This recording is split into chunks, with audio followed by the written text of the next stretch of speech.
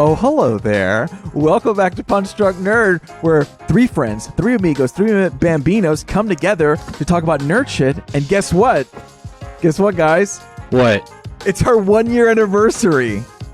No! Yes! Congratulations to us. We made it. We made a whole year making podcasts. Look at us. We are committed.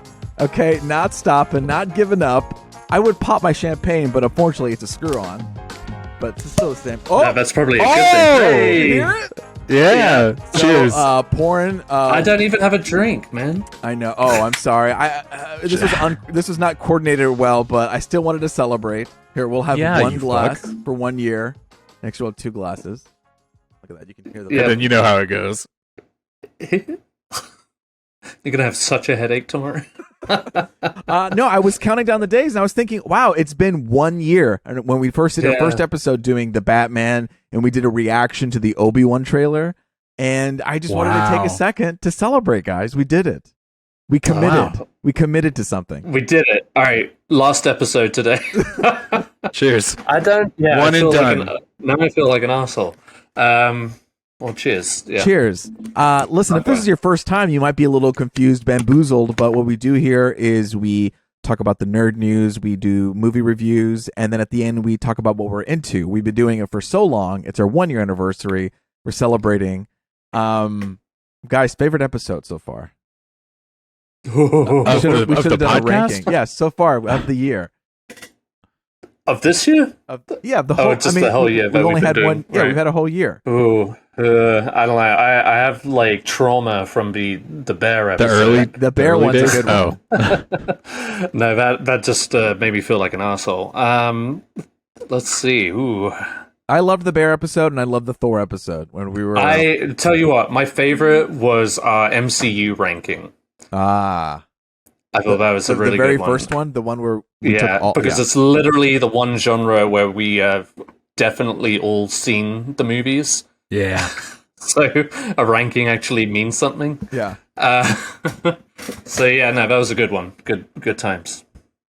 You know what, Ed? This reminds me of an idea that I had. I'm going to pitch it to you right here in front of you and the audience. It's a hot pitch. What if we took, let's say, committed a year to a director? Okay, they say this is going to be the Scorsese year. This is going to be the Anderson year. This is going to be the whatever, and every year we decide, we pick a director, we go through their catalog. We can do it near the end of the episode, talk about the movie, and then we rank that shit, Ed. We say, you get a ranking every episode? No. I'm sorry. Like, say we do Wes Anderson. We watch all the Wes Anderson. At the end of the year, in our own time, check off the boxes. Exactly. Man, I'm already full chub right now. It'd be like we're entering into Anderson season, and then we can do a whole picking names out of a basket, and then we can kind of just run with that director. Tarantino Kurosawa. Picking names out of baskets. No, I just love this idea. Miguel, are you for it? Will you do that? Will you commit? 100%. New year, new us, new concept. Okay, we should come up with some. Right. We should come up with a list of directors that we can put in a bucket. Explicit directors. At the end of this episode, Luis, have a director in mind. Oh, have a director in mind? Yes. Okay. Yes. I have one. Starting now. I already have one. All right, well, hit us with it. My director I'm going to put down Wes Anderson. I want us to do a Wes Anderson ranking. Done. Wes Anderson. That's a pick, though. I want y'all to put two. So I want you all. Okay. Oh, so we're each gonna have a director. I think we just put a bunch of directors into. And then we'll pick out of the hat, the aforementioned bucket list. Yeah. Oh, gotcha. So throughout the year we'll focus on that one director that we pick. Yeah, I'm giving us a year, because if we're doing Scorsese or like someone with a huge filmography, it's going to take some time. But if we do like Tarantino and Anderson, you're being so it's a quick. Cavalier with this glass. I'm so worried you're going to just like spill it all over your monitor. You know what I mean? It's okay. Nice. I've done this a lot. I guess I've practiced. It's in the wrist. I've celebrated before. Okay.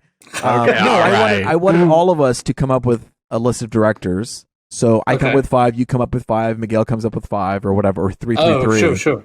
We put it in a bucket, virtual bucket, and then we let the fates decide what we watch. Yeah, isn't there an app for that? I'm sure there is, but I don't want to download it, give them my email account, sign up for another login. Forget it. Fair enough. But what we could do, it will come up with names. Anyway, this is all background stuff. We're going to do that. Welcome to the show. We're going to talk about news. So let's start with news. Did you guys know that people in the industry here know, in Hollywood, everybody's talking about it, the writer's strike. You know, there's a writer's strike coming along. Lumen. It's Lumen. So there was a writer's strike in 2008 that stopped for a while because the internet was a-buzzing and a lot of writers weren't getting paid for digital content and they wanted to be seen, to be heard.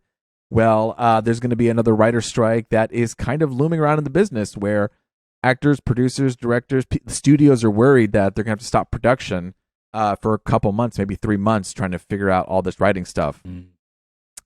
Basically, what do they want? You know, one, inflation's boom, it's up and not making enough money. But really, one of the big things, they want to end or control the concept of mini rooms. So when you have shows nowadays, they're not typically 24 episodes long. Sure, you have them, but they're not as many. You usually have 8-episode, 10-episode seasons. And so you don't need a writer to be there all year to be writing episodes constantly, you know, like showing up to work and doing different episodes. Now you do a Netflix show, HBO show, like Apple TV show, 6 episodes, done. So what they do is they hire writers, almost like contract workers. They say, hey, come up with some story ideas and, give us some storylines and pitches. They do that. They beat out the whole show and they say, cool, thank you. You're free to go. Now I'm going to bring these experienced showrunners and experienced producers to finish the job. And they're the ones who gets residuals. So they're getting, all these shows that do really well, they're getting all the residuals for that, while the people like the normal writer guild association workers, they just come in, get paid one lump sum, and then are done.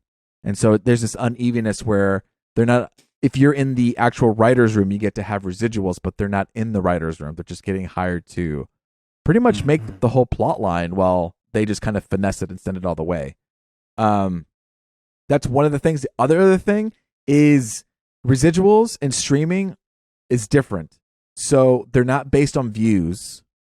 They're based on subscribers. So example, Wednesday, Stranger Things, the writers for that show, that's like the number 1, number 2, number 3 Netflix show ever. Okay. But those writers are getting paid the exact same residuals as a show that was only on for 1 season, low views, and then canceled. So there's not an equal share of those residuals where you kind of had in like normal TV through cable and a long time ago through antenna, it was all by views and Nielsen ratings. And now it's subscriber based. I'm out of focus. But anyway, I just wanted to give you a little bit inside what's going on in the industry, why they're going to go on a writer strike. And obviously they want to have more representation over the internet, want more money in a time when studios like streaming services are trying to make less content on streaming. The boom of streaming is kind of waning, and now people are limiting on how much TV they're going to put out there. And it's going to be an interesting time. So, yes, what does that mean? I mean, if we go out 3 months without TV, there's still programming because they've backlogged this for some time. It might thin out, but things like animation, things like reality TV, those won't be disturbed. It's mostly the scripted WGA Doesn't take writers. much writing for that shit. Right, exactly. It's not kind of done in post. So, this is what happened in The Office. When you watch The Office, I think you're like in season 6. Like, what the hell? Why are there only 12 episodes of The Office this season? It's because it was in the middle of a writer strike. So I think something like this could happen this year, thinning content out. I don't know. I thought it was super interesting. It's super interesting, right? You know, the talk of town. Well, yeah. I mean, I remember there were so many things that were up in the air during the last writer strike. You know, this time of year, obviously the Oscars, and I remember that was like a big topic of conversation during award season, because that's when it was going on, was whether or not the Oscars were going to proceed or whatever. Movies like Quantum of Solace, the James Bond movie, suffered from it.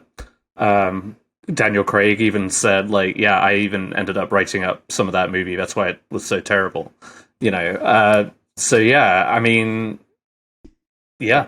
lot of things that might be in production could it'll be interesting to see what happens here in these forthcoming months. But I think it would be okay for Hollywood to take a step back and reassess their priorities. This is obviously like we've talked about it a couple of times, but the visual effects people for Marvel, it's just like we're trying to meet all of these quotas with streaming. You feel like something eventually will break. So yeah, I feel like we're entering a era now where we're going to start seeing those repercussions. Now with digital stuff, you can easily see how many views a programming gets. But that type of information is so locked down that they won't share it because it could cost people so much more money to say, oh, this show actually got this amount of views. You should be getting paid this amount of money. And so this is going to really like shake things up because Netflix and all these other streaming services don't like to share those numbers for a reason. Right. So yeah, writer's strike. But we just don't have... so some shows may go away. But other shows are coming our way, especially one with the Penguin himself. It's going to be on an HBO show. Ed, I think you have some news for us. Yeah, well, we all know that, happy 1 year anniversary. We started off this podcast reviewing the Batman. There you go. And we've talked on and off about the upcoming series that Matt Reeves is working on for kind of like the in-between. It was initially going to be like a Gotham series, right? But I think it honed in on the Penguin. Anyway, all that to say that they're starting to fill out the cast, they're starting to go into production on this, and actor Clancy Brown is going to be playing Salvatore Maroni, who was played by something Roberts. What's his name? Eric Roberts in The Dark Knight. And I think they alluded to Salvatore Maroni in the Batman, if I'm not mistaken. So, I think he's a cool actor. Thoughts? Yeah, he's in recently in shit. I'll just look it up. I know he's in Pokerface. He was just in Dexter. He was also in Billions. He's the voice of Surtur and Thor. He's also Mr. Krabs on SpongeBob SquarePants. Right. He's the prison guard. Oh yeah, Shawshank. I was just looking that up. He's great in that. So yeah, Clancy Brown. Brown. Recently, I just feel like I just saw him in something. John Wick, Chapter 4. He's going to be in that. Okay. Well, we haven't seen that yet. Spoilers. No. There it is. Like, IMDb. Like in the past 3 months. Was he not in something in the past 3 or 4 months? Jesus Christ, the ads go away. SpongeBob, IMDb. SpongeBob, Transformers, SpongeBob. What are you not using IMDb to search? I am, but it's just like not in order. What are we doing here? Okay. Oh, I see. SpongeBob. It really is just a whole bunch of SpongeBob. It's just a bunch of SpongeBob. I guess so. All right. Well, fuck me then. Well, that'd be cool. I guess. He was in Dexter: New Blood last year. Did you watch that? Yes. He was in Billions. Was he a killer? No, there was a movie though recently, but I feel like he was. I don't think he. I guess not, man. He fucked up. Super excited to see Clancy Brown back at it. The Penguin. In live action against Colin Farrell's Honestly, Penguin. I didn't even know that was his name. I didn't know. I was like, "Who's Clancy Brown?" It sounds so Clancy. Clancy. It reminds you of those Tom Clancy books, doesn't it? That is his name. Because his name is. Yeah. Does that remind you of that, Luis? For some reason, the word Clancy reminds me of Clancy. Like when I look at a firefighter, I just think of like fires. I don't know. Oh man, Starship Troopers. You guys didn't mention that. Invincible. The Invincible, Mark Wahlberg football movie? Yeah, that's the one. No, the animated superhero show. Oh. He plays Damien Darkblood. It cuts off. He's one of those, I think he's one of those twins dudes, like the very beginning of the show, like the big. Weren't they red or blue? He was Carey Mulligan's dad in Promising Young Woman, and he was Lyndon B. Johnson in The Crown. But we're talking about Invincible right now, Ed. God damn it! Just I don't care about those other things. Oh, come on, it's really good. You would really. I don't even want to do this dance. Watch it. Don't watch it. I don't care. Yeah. Clancy Brown. He's in The Penguin. Perfect. Get over it. Next glass. There you go. I'll tell you something I am excited for, you guys. What is it? We're very excited in the Sanchez household. Okay? Mm. Come August, around my birthday, you guys, huh? Hell yeah. Hell yeah. 33 years old. Gonna go see Teenage Mutant Ninja Turtles. Ba, ba, ba, ba. Yeah, no, we're excited. My kid's really looking forward to it. This is like the first, like he kind of knows who the Ninja Turtles are. He's seen them in like a book. We talked about them. Oh, he listens to the song. I don't know where it was on some playlist somewhere, but the Turtles in a Half Shell. Yeah. Turtle Power. Yeah. Exactly. Dude, he loves that. He'll tell Alexa to play that shit. I had to say it real quiet so she didn't start. He'll wake up in the morning and just be like, play Teenage Mutant Ninja Turtle song. And we're like, okay, I guess we're up, you know?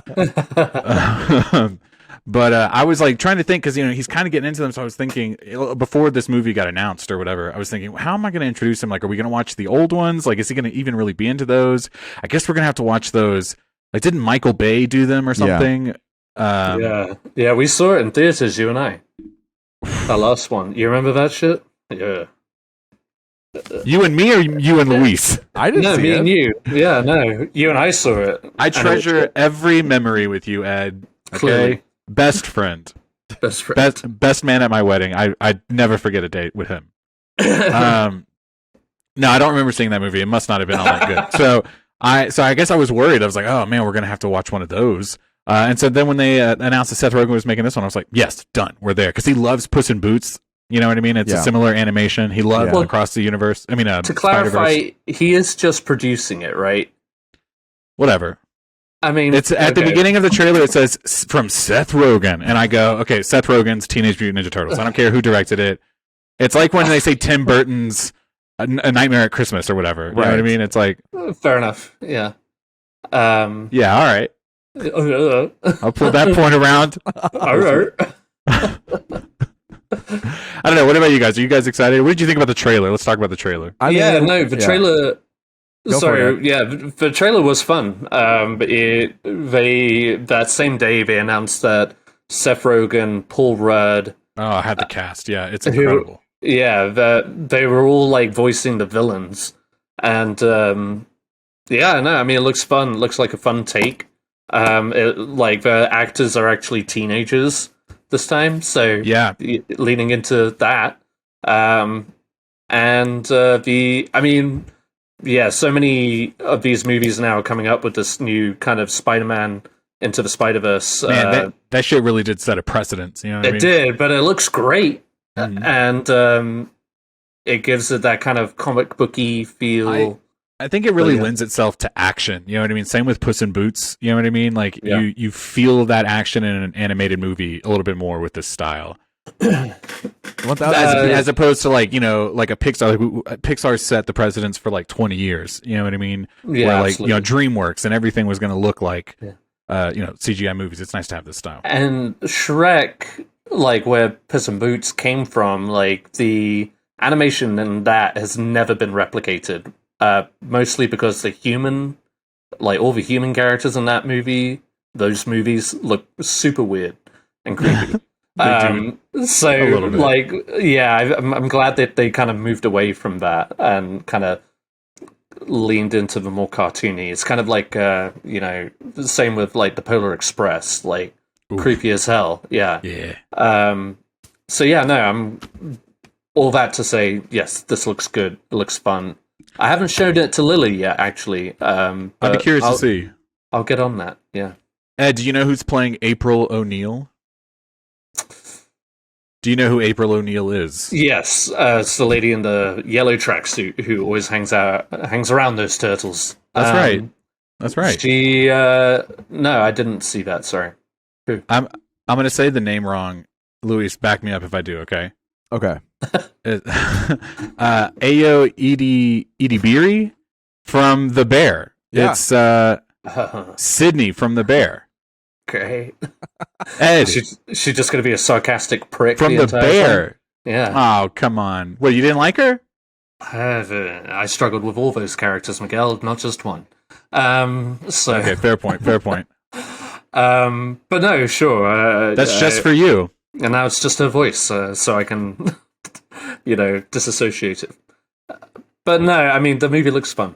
I'm curious, are they going to have Shredder? Are they going to have... obviously, we saw a glimpse of Splinter. I don't know who plays Splinter in it. Guess who plays Splinter? Yeah, I'll give you 3 guesses. And it's okay if you're right or wrong.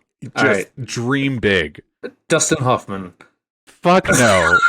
You stupid. He dream less big. Dream less big, well, I guess, played Ed. Master Shifu in Kung Fu Panda. He's not going to play another role like that again. I mean, I don't know. That man needs work. You know what I mean? Okay. That's number 1. So scale it down. All right. Or don't. Dream bigger. I don't know what the way you're supposed to go with it. Yeah. What's his name? The guy, John Mulaney. John Mulaney as... No. Maybe it's because we know who it is, but you were just going so white right now. Yeah, think of the origins. Think of the origins of where... I don't know anything about the origins of Splinter. You didn't see the first Teenage Mutant Turtles? He's a rat. Ninjas. Well, right. Teaching the ninjas okay. Jackie Chan? Yes! Really? Oh, thank God. All right, yeah, my bad. That was guys. a close one. Tough. I was whitewashing. That's my fault. Oh my God. Yeah. Cool. Jackie Chan. Yeah. That's great. I'm excited. You didn't really get I guess you didn't hear anything from his character, or maybe you did. I think you went. I just remember seeing a glimpse of him. Yeah. Yeah. Okay. Well, that's cool. Sure. Yeah. We'll see a little bit more. There's also a character named Baxter Stockman, which I assume is the bad guy at some point because it's played by Giancarlo Esposito. Oh, of course he's a bad guy. Of course. Let's get this guy a good role. I mean, in like a good hero role. You know what I mean? Yeah, no, he has good roles, but I know what you mean. Yeah. No, I don't know. It's a pretty good cast. We don't have to keep going. No, I want to keep going. I haven't nerded out about this. I mean, I grew up on Ninja Turtles, the show, the movies. I rewatched 2. I rewatched 3. I remember going to Blockbuster. I said, "Give me 3," and I rewatched that one a lot. So people talk shit about that one. People talk shit, but it's a fun one still. 2 is a classic. That's the one where they go back in 1 time. Is serious. Hell yeah. So I was thinking about this. I grew up, we grew up in a time before streaming. Obviously, we're old. And is he okay? Where'd he go? No, you hurt his feelings calling him old. That is true. That is true. Because I'm the youngest of all 3 of us. So that's what, Luis. I'm looking for something. I can still hear you. Oh, okay. So, is he shouting now? No, I don't hear him. Just keep rolling. Keep going. Sorry, I thought I had something I wanted to show off, but I didn't. Damn. That's okay. That's okay. We'll cut it right back to here. Growing up, we only ever had the VHSs. You know what I mean? So you could only watch what you had. Yes. And I never had the first one. I only ever had the second one and the third one. So I mean, I think I've seen the first one, but I could tell you nothing about it. It's a lot more serious. It's a little bit darker compared to 2 and 3. 2's a lot of hoot. 3's wild. Yeah. Where are we right now? But I rewatch those all the time in the show. And also, Miguel, if you haven't, they have that new game, that arcade game. I played it on the Switch. For the Switch, yeah, we've talked about this. The new Ninja Turtles game. It's very fun, very quick. You can get through that. Pick up and go situation. Get it on Xbox, Switch, whatever you want, man. Play it. My kid's birthday's coming up, and we're going to get him Mario Kart and maybe another Mario game for the Switch. You should get him the teenage. But it's very fun. And you can co-op too. You can do couch co-op. So if you have one or if you have a game, and I think you can do cross-platform. Sweet. So you could play with your son. You could be Leonardo, and he could be Donatello. I don't know which turtle he affiliates himself with. But I was going to say, do you know my son? You don't really know him all that well. You just pulled Donatello out there, but I was trying to. I don't know what would you call him, Miguel? Yeah, he is very smart. He is very intelligent. You're right. He is Donatello. Well, you think he's more Michelangelo or Raphael? But he's also a ham. You know what I mean? It's Michelangelo. I mean, we're all Michelangelos here, right? We all got a little Mikey in our hearts. Mikey is who I gravitated towards too. You know? Yeah. I actually always really liked Leonardo. I was like, there you go. Yeah. What about you, Yeah. Ed? Who are you, Donatello? Oh, guys, I would be lying if I said I had an inkling of an idea of who I was. I haven't seen any of those movies in so long. But you know the characters enough. I feel like we talked about this on one of the podcasts. Say it again. Okay, hold I on. was trying to remember all the names. What is Raphael known for? He's The quick to cheese. He's He's what? angry. He likes his cheese pizza. anger. He's stern. He's stern. Doesn't put up well with authority. He doesn't put up well with. So it's me. I'm. So I'm Raphael. Is that what you're saying? You're even kind of wearing red right now. Yeah. All right. Okay, so we're That missing a sounds right. I Donatello. like the Red Power Ranger. Steven Escobar is our Donatello. That's what happens. Totally. 100%. Okay.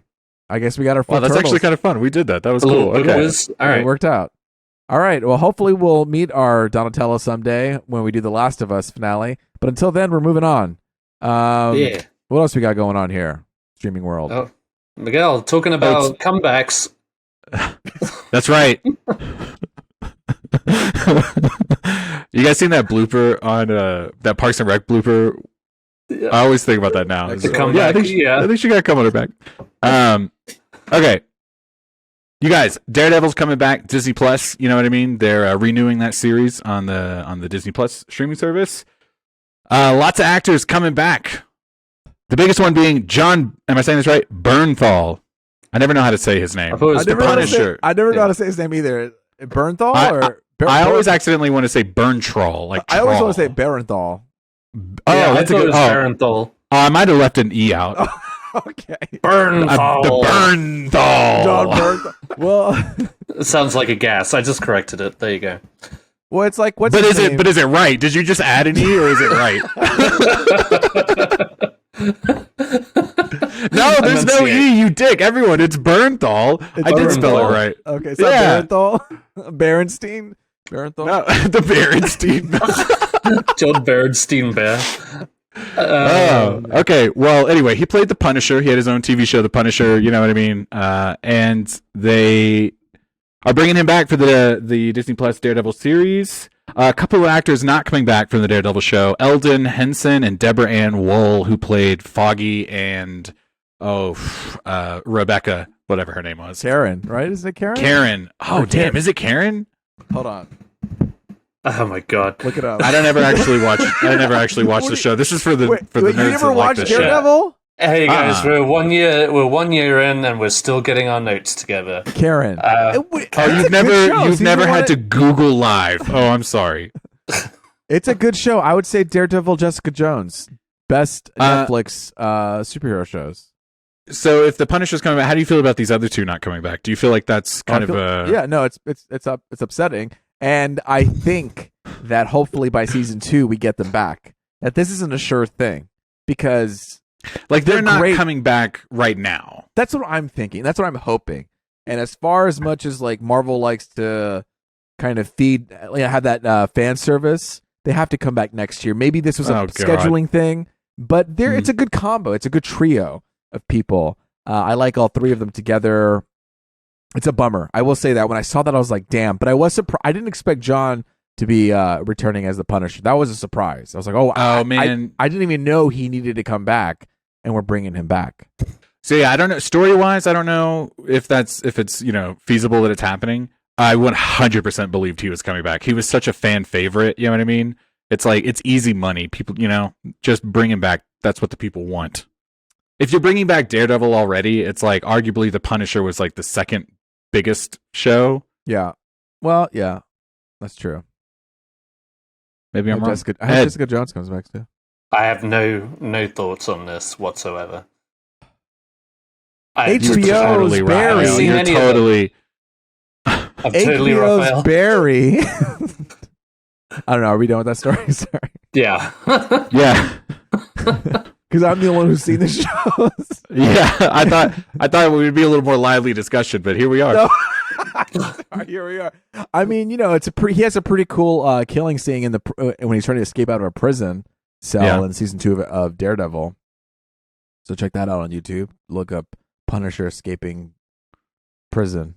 Oh, I like that. I don't even have to watch the whole show. I could just look up the scene. Yeah, and you could, and he's just killing off a bunch of people. Giving himself trauma afterwards. I just want to bring up again that you really do have the greatest impressions. Did you see John? Yeah, I heard him when you said that. I was like, yeah, I get it. I could just picture his face. That super angry face. I don't think he's ever smiled. Yeah. I do not care for him much as an actor, I've got to say. There's that lively discussion, Ed. Talk that talk. No, I mean, it's not a strong opinion, but just every time I see him pop up, every time I see him pop up in a movie, I just roll my eyes. Ford v Ferrari. Ford v Ferrari, yeah, forgettable character. I mean, The Walking Dead seasons 1 through 2. Never saw him. He was in Wind River. He gets killed in that. He was in Sicario. He was in Sicario. Gets killed in that too. Yeah. He was also in that one movie, Wolf of Wall Street, wasn't he? He was, yeah. He goes to jail in that movie. He strapped money on his chest. He's a drug dealer, and Jonah Hill gets him thrown in jail. Yeah. I don't mind Johnny Boy. I think he does a good job when Oh, Johnny Boy. A show that's going to be hearing that music is Barry because it's ending in its upcoming 4th season. Oh, that's Danny Boy is what I meant, not Johnny Boy. Barry Boy. Barry's ending. We talked about this when Barry on the Barry season finale, and man, if anything, this podcast, we love Disney and we love HBO. Every show from HBO or Disney comes out, we're talking about it. And of course, when Barry comes around, we're going to be talking about every single episode as we are with The Last of Us. Tune in. I think I like this. I like a 4th season. I was actually surprised it went beyond 1 and 2. It was just such a tight show, structurally wise. And look, it's sad that's going to end on the 4th season. But I think it's appropriate. Let's not drag this on too long or it gets overly dramatic. And it's not like, what's his name? Is he going to make more content? He'll make more shows that are unique, create new worlds, and I'm down for Bill that. Hader, So, yeah. Well, we were talking about Ted Lasso last week, and that's also a show that's going to be ending this year with its 3rd season. It's nice when shows recognize when they've hit their mark and can end with style instead of dragging it out. And for Teddy Lasso, that was already planned for 3 seasons too. So I think they had an idea of beginning, the arc they knew. Yeah. Very much looking forward to this one. Because we all see Barry, right? Seeing where it goes. Sorry? We've all seen Barry, right? Miguel. No. You haven't. No. Oh, okay. No, looks real good. If I caught up with Succession, if I caught up with 3 seasons of Succession, you need to catch up. I'm not saying I can't do it. Yes. He just won't. I just, He's a busy... When Barry's coming out, you have to watch Barry I watch Succession. Because if we're ready to talk Succession on this podcast, we got to be ready to talk Barry. Yeah, it can't just be The Last of Us, The Last of Us, The Last of Us, all right? I wish. Until season 2. We should just turn into the Last of Us podcast. You know what I mean? Oh my God. A podcast for the podcast? For the show? And talk about the podcast of The Last of Us. About the show. Well, Troy actually said. I really do listen to that podcast every week. I heard the first one. I'm just kind of saving it. I think I'm going to listen to it when it's all done. It's very good. It's cool. The Craig Mazin, the guy who does for Chernobyl, who did the Chernobyl series, he's more vocal than Neil in that series, in the podcast. He seems very excited. You learn a lot. Yeah. He seems very excited about it. Neil's like, yeah. That's all I got. I didn't see this next thing. I should watch it. Yeah, who threw this on there? Mister, I print my notes off and I can't. Yeah, I didn't even print it this week. So there was a trailer that dropped that we did not watch. There's a good. I watched it, obviously. Okay. But yes, To Catch a Killer. starring Shailene Woodley and Ben Isn't it Mendelsohn. Shailene? Yeah. Shabadabadoo Woodley. No. Ben Mendelsohn and April. It's coming out April 21st. Shailene. So yeah, this was a movie coming out in April 21st. It's about a cop who is recruited by the FBI to track down a murderer. Ooh. Okay. I thought the trailer looked pretty dope. I feel like we've got a lot of good murder mystery series movies coming out this year. We talked about The Boston Strangler a couple of weeks back with Keira Knightley. We have The Killer coming out from David Fincher. We have a 4th season of True Detective coming out with Jodie Foster. And then this movie, which looks pretty good. And Shailene Woodley has spoken very highly about it, and her, wanting to be a part of it. And she has, she's she picks her projects, she isn't in every fucking thing that rolls out. So, and she's a good actress, I think. And Ben Mendelsohn, who doesn't like Ben Mendelsohn doing his good old American accent? So yeah, check it out. It's on YouTube. Is he the cop that's recruited by the FBI to track down the murderer? He's the FBI who recruits Shailene Woodley. She's the cop. Right. Yes. Got it. That would end up being a comedy, Miguel, if it was the opposite. If it the was opposite way. The FBI and you're a rookie, old person who wants to join the FBI. I see it. But yeah, there you go. Sorry about that. I should have told you guys. No, who doesn't love a surprise? I just watched it. It visually looks cool. I'm here for, throwing it up. Murder. While I eat some popcorn. Yeah. That's the news, everybody. We did it. We discussed it. Whoop. And we're moving on towards the next thing. It's time for. Hold on. Oh, no. Are you about to pull out like a wooden flute? He's going to have the helmet. Oh, I wish I did, but I don't. Grogu? I just have. It's time to talk about The Mandalorian season 4. That thing doesn't move, does it? Tune in and subscribe to our YouTube channel to see that Luis has a Grogu who is now muffling the microphone. Oh my god, is it making noise? No, that was me. Oh, shut the fuck up. Luis, the ventriloquist here. Take this shit on the road. I'm telling you. All right, let's talk about The Mandalorian. I'm gonna hold him. I'm gonna try to hold him the whole time. There you go. I hate that. You hate that? Why do you hate it? Sorry, not the bit. Just the fact that this thing is. He carries it with him. Yeah, at least sometimes it's in this like orb thing. He's been in his orb for a bit, especially the last episode. He was moving with that orb. He was like, yeah, he was, dude. He was like Dom Toretto in this bitch. All right.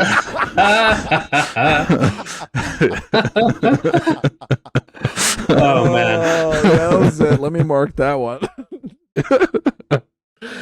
I don't want to do a lot of talking because again, I haven't seen the whole show. I've only seen like the first few episodes. But I did watch both. I'd rather get your first impressions first. Oh, okay. I don't want to take the lead just because I was saying I've only watched these 2 episodes basically, and I don't remember what's going on. Well, to know what was going on, you'd actually have to watch another show called The Book of Boba Fett. What a bunch of bullshit that was, huh? That was, and what a whole bunch of exposition we had to endure at the beginning of the first episode. What a huge change that happened. You cannot go from season 2 to season 3. Yeah. For me, I could hard, and it was easy because the dialogue was so simple. I loved that. I loved how simple the dialogue was. We have to do this because this has to happen. Because XYZ, yes. Yeah.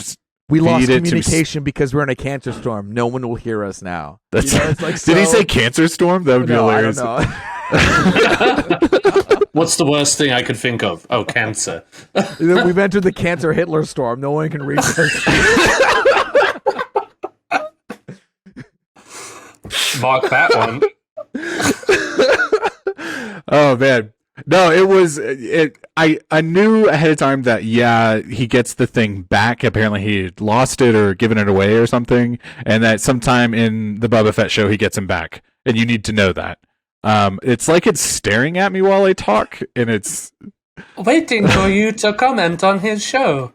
That's how he sounds. It was. I tell you what, it was something. I watched both of these episodes. I was really glad that the longest one was 45 minutes. I was like, yes, you know what I mean? I'm not trying to be here all night. But you were so excited. I was surprised by how excited you were to talk about this episode. You were saying, what were you saying? Was I excited? Your text was very misleading, Miguel. Can't wait to talk Mando tonight. Super engaging. Very invested. Live long and prosper. Look, can I read it back to you the way I said it? Oh, okay. Okay, hang on 1 second. Can't wait to talk Mando tonight. Super engaging, very invested. Live long and prosper, which is Star Trek. Yes. I was not being serious. And then I was being sarcastic. And then Luis just corrected both of us. This is the way. And me, I'm like, no, this is the way. This is the way. Okay, are we talking about this? I have questions. Right off the bat. Okay. Shoot. Just shoot it. Just shoot him. Okay. Just shoot him like that big ass crocodile dinosaur at the beginning of that first episode, huh? Oh man. Yep. I was watching. Okay, so they're telling he can't take off the helmet. I saw in the flashback, okay, he took it off for Grogu. I'd love to know why that was important. First, side question. Was that he was just like I can't tell if you're being serious or not. Yeah, on his forehead. That big ass dome. Real quick, was that in The Mandalorian or was that in Boba Fett that happened? The kiss episode, season 2. Him taking off the helmet. Wait, time out. Have you not seen that episode either? No. Man. Okay. So at the end of season 2, they meet up with Luke Skywalker. Right. And the idea being that he's going to hand them off to Luke so he can undergo Jedi training. Oh, yeah. like Yoda did to him. Right. Yes. And so he takes off his helmet to say bye-bye. To like say bye. And he's like sad. Okay, so anyway, back to my original. Also the second time. Well, really, I mean, the first time was with a droid. He took his helmet off. The second time doesn't count. Doesn't count. Because droids don't have a soul. Right. But the second time, he was with Bill Burr and he took off his helmet. Remember? He was sneaking in. So this is the second. And Bill Burr was like, "Oh, what a ugly fucking mug." But anyway, so he took off his helmet and he's okay. So my question is this: so that's like the yada yada. That's the drama of this episode. He has to like be repented or whatever. But at the beginning, they're like making this helmet for like a youngling Mandalorian, whatever those are called, Mandalings, and that's a tiny little helmet that this lady made. And my first question was like, okay, he has to take that off at some point to put on his like adult helmet. Yeah. But then they're over here busting Pedro's balls about taking his helmet off, and I'm just like, that kid's gonna have to take that helmet off. As long as you don't take it off in front of another person, is the. Oh. And Miguel, let me tell you, I wish I knew why. Because I don't fucking get it either. It's like the religion or whatever. It is the dumbest fucking religion. Well, that I have not understood. Like, whenever she announced in the Book of Boba Fett, like, oh, you broke the rules, you're no longer a Mandalorian or whatever, you broke the creed, this is the way. I feel like, first off, that this religion was made up on the spot. You know, it's just like, he should be tied to something. But, like, whenever they announced that he was cut from that, I was like, oh, well, what a relief. Now he's free. Free to move about the cabin. This dumb motherfucker wants to go back to Mandalore and wash his sins away so he can keep his fucking helmet on. I do not get the motivation for that at all, whatsoever. I don't see what it does for any of those guys to stick to this kind of ridiculous, rule. I don't know. Luis, if there's like a little bit more insight that I haven't picked up on, I mean, echoing what you're saying, when the Mandalorian show came out, you know, the whole idea of having this like religious, this this is the way situation. It did seem like this is a clever way to have him wear a helmet all the time. Because we've seen people from Mandalore like Bo-Katan and in the show The Clone Wars and stuff like that. They take their helmet off all the time. This isn't a thing where they always have to do it, and they wanted to do it to make him feel like a space cowboy, mysterious. Who is he? I don't know. Kind of like a Boba Fett character. Kind of like a Boba Fett. When they Until use Boba Fett Fett takes it up. Yeah. Dude, don't even get me started. Exactly. Don't get started. Why are we doing Boba Fett after we did Mandalorian? When Mandalorian was trying to be a Boba Fett, so now that you have Boba Fett, how do you discern the difference? Yeah. Anyway, but yeah, no, the religion was made to kind of keep it there, and I thought we would have freedom from it too, and so now we're dealing with this whole storyline where he has to keep the helmet back on, but I don't know. The first episode felt like an incomplete show in the first place. I was like, oh, this is the middle of a story. Now we just ended. Like usually episodes, yes, we have like 10 episodes, but we're supposed to have full contained stories per episode. And I felt like it didn't have it. And then I just feel like they're just exploring lore without really delving into enough conflict or anything, or even just like themes. I feel like Star Wars is super thematic. Even when Clone Wars happened, like there's always themes attributed to things, even if it didn't do a good job of executing it. You know what I mean? But here we're just getting like, here's a lore fact, here's a lore fact, here's a lore fact. Now we gotta do this and this and this. And the thing that steals the show is just Pedro Pascal's dos tones and Grogu himself here. Just like design and sound effects just steal my heart. I will say the design of the shows has it looks really good. It's beautiful. Like the sets, the costumes. Like I like that they're leaning a lot more into practical, like alien makeup. Like we got introduced to some Star Wars pirates, which was fun. It's a blend, though. It's a blend of that one, and then the monster, the eyed monster.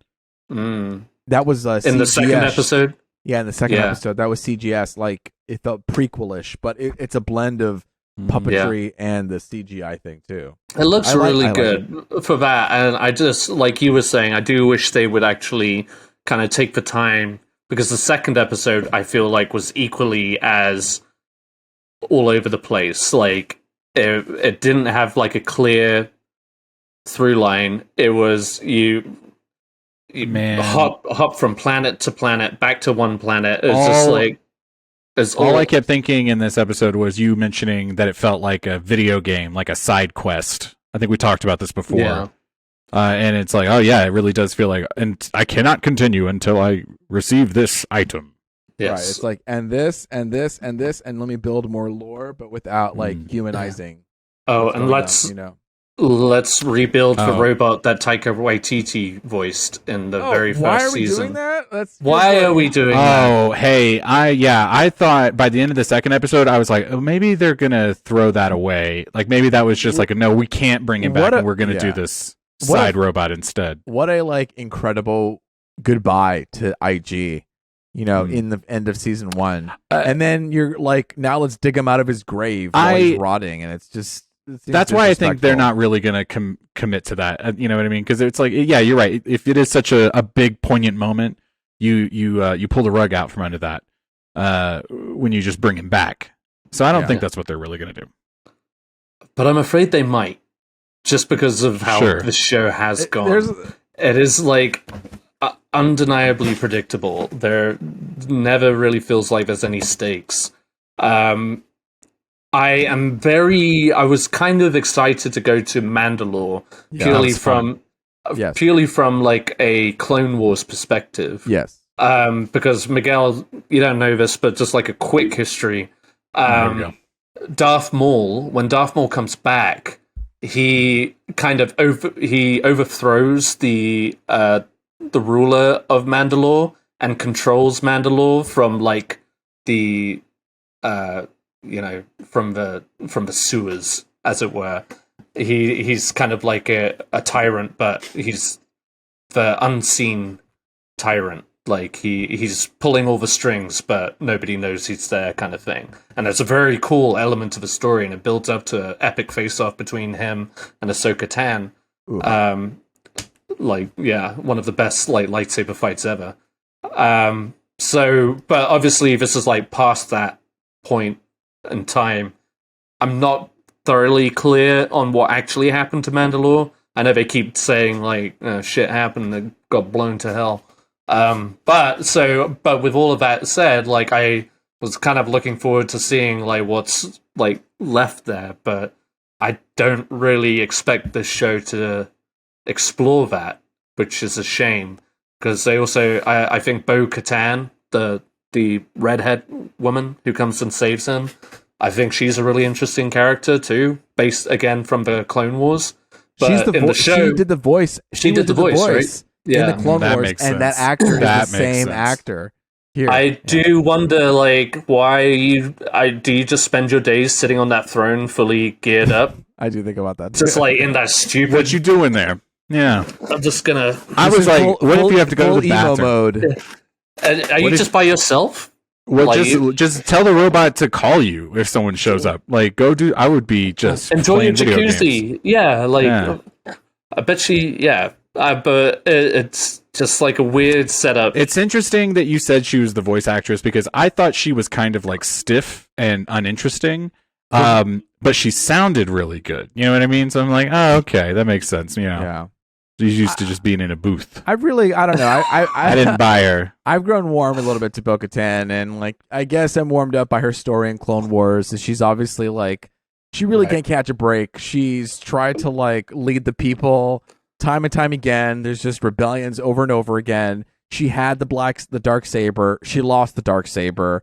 She just completely failed in all aspects of leading Mandalore. Mandalore's in shambles. We really don't know what happened. We know Mandalorians are incredibly stubborn, and I know they put up a fight against the Empire, which may have caused the bombings on Mandalore, and I think that it did. But we don't really know all that information. We're exploring that now in this season, it looks like, exploring the lore. Hopefully. But, you know, you have Bo-Katan, the last person who tried to lead the country, lead the people of Mandalore. And now you wave that champagne. And now we have what's it called? Din Djarin. Is that his name? Din. Now it looks like he's going to be the guy who's going to unite the Mandalorians. For me, it looks like, because they talk about how there's somebody, the second age of Mandalore to come, and how somebody will come to unite everybody. And there's Are we talking about the Mandalorian? Yeah, the Mandalorian. Din Djarin. Mando. And you got how just real quick. Yeah. Sorry, just a quick side. Do you guys know who the lead singer of Coldplay is? Chris Martin. Yeah. I never would have remembered his name. I only ever call him Coldplay, and that is what I'm gonna call the Mandalorian. Okay? I'm not gonna hear some din. His name is Mandalorian. Okay. Mando. Put some respect. Call him Mando. It's God of War. That's right. Well, no, his name is Chris. That's one thing that this show has done, like mistakenly, is like they set up these characters and then like as an afterthought they'll actually give them a name, like Mando. Like the whole first season, everybody was calling him Mando. Everybody was calling Grogu Baby Yoda. Baby Yoda. Yeah, but wait. That was just the audience calling him Baby Yoda. They weren't calling him. No, but it stuck. Yeah, no, like Mando wasn't going around saying, "Hey, here's Baby Yoda." Baby Yoda, no. Yeah, but you don't want to call it the child either, because that's just dumb. So you call him Baby Yoda, and then they found Grogu, and it took a minute, but you know, it stuck. I mean, I like Grogu. It seems like you guys are ready to bash this show. I do want to talk about some things that I do really like, real quick. Yeah, just real quick. Let's talk about it. I really like. It's so cheesy, but the fact that they've made the Mandalorian this like father figure to Baby Yoda, and how he's like holding him like a little baby, and he's like he's showing him the star maps, and he's like, yeah, a good Mandalorian knows how to. Oh my god! Okay, hold on. Let's tap the brakes here. That was such a bullshit line that pissed me off. What an eye-rolling experience. Mandalorians have to know their maps, know the way, so they're never lost. Oh, really? Only Mandalorians have to know that? I'm sure everybody in the world has to know about where they are in the world. Where to Mandalorians know how to breathe. That's how we survive. He really drank that Kool-Aid. You know Everybody knows how. Yeah, That's the thing. He seems like such a sucker. And furthermore, like they were. God damn it! She fucking. I was trying to say good things. I know, but Bo-Katan, when she comes to save his ass, and she gets ambushed by those fucking Star Trek monsters. She's like, you don't think he was the only Mandalorian, did you? And it's like, well, we actually just saw him get his ass kicked repeatedly. Right. Like, if he didn't have a fucking armor, he would have been dead, easy. Yeah. And he also just got captured by a one-eyed robot.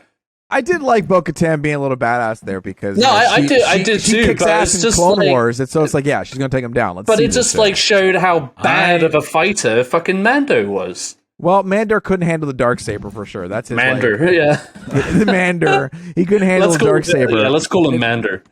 You guys. So what's up? I actually was kind of like, oh, okay, I'm kind of paying attention, watching the episode. The moment where, and they keep talking Darksaber. They keep like mentioning it, and I vaguely understand that it was in the show. I don't know. The guy from Breaking Bad had it. Gus from Breaking Bad. Yeah.